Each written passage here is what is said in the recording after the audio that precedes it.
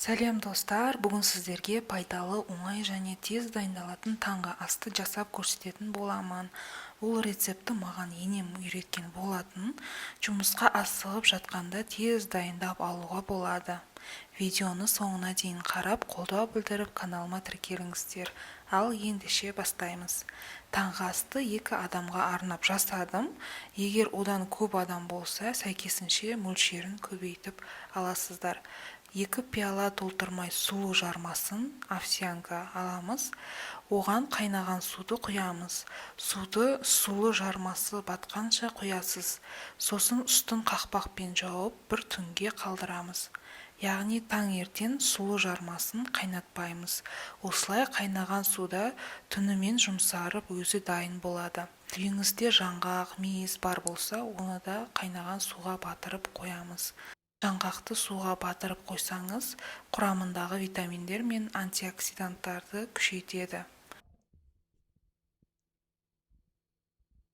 Таңертең тұрып, жаңғақ пен мейіздің суын төгіп, жуып аламыз. Жаңғақты майдалап тураймыз.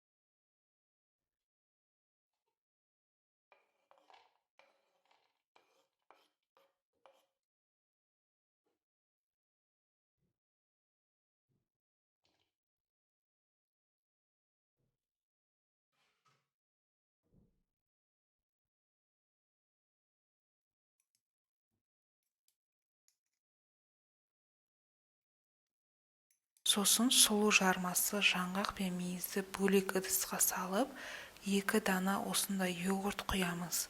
Кез келген йогурт қоссаңыз болады. 2 йогурт 220 грамм.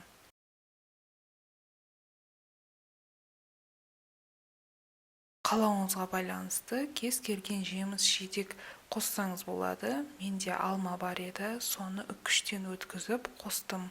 Сосын осылай бәрін жақсылап араластырамыз. Негізі тек сұлы жармасы мен йогурттан жасасаңыз болады. Маған осылай жаңғақ пен мейіз жеміс-жидек қосып істеген ұнайды.